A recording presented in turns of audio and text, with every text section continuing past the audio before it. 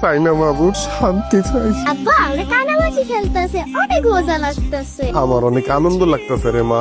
আমার বুকের থেকে একটা বিরাট পাথর নেমে গেল। না বললেন যে তোমার বিয়ে করার পরেতে বাইরে না আর ভাল লাগে না। আগে আমার ঘরে আইতে মন চাইতো না, ঘরে আইলে এই বায়না ওই বায়না, এইটা হয় না, আমার নানান দোষ। আর এখন জানি ঘরের মধ্যে কি জাদু আছে, বাইরে থাকতে মন চায় না। তুমি এরকম মিথ্যা কথা কইতেছো কি লিগা মা? আমি কেন মিথ্যা কথা কব? তুমি তো আমার শাশু মেয়ে। রূপা তুই বিশ্বাস করেন এমন কিছু আনি। রূপা তুমি মিথ্যা কথা কইতেছো কেন মা? আব্বা মা মিথ্যা কথা কইতাছে, আমি সত্যি কথাই কইতাছি। কেন তোমার নামে আমি মিথ্যা কথা কমু? হ্যাঁ, সৎ মা তো মারে। আব্বা জানো, তুমি যখন বাসায় থাকো না, মাঝে মাঝে আমার দুইরা মারে আর কয় তোর বাপের কাছে কইলে আমার আরো বেশি মারবো। আপনি বিশ্বাস করেন ওইগুলা বানাই কইতেছে? থাক, আমি নিজ চোখে যেটা দেখছি সেটার অবিশ্বাস করবো নাকি তোমারে বিশ্বাস করবো? সত্যিও মিথ্যা কথা কইতাছে, আমি ওর এগুলা কিছু কই না। রূপা তুমি মিথ্যা কথা। নিজের আর ছোট কইরো না।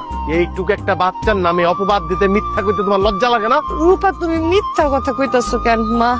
তুমি কি লিগা তোমার বাপের চোখে আমারে খারাপ করতেছো? তুমি তোমার বাপের কাছে মিথ্যা কথা কইতাছো কেন মা? সত্যিটা কও।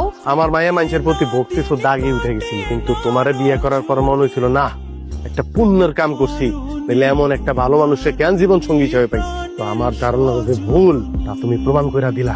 আসলে দুনিয়ার সব মায়া মানুষই এক, ছলনাময়ী। উপরে এক, ভিতরে আরেক।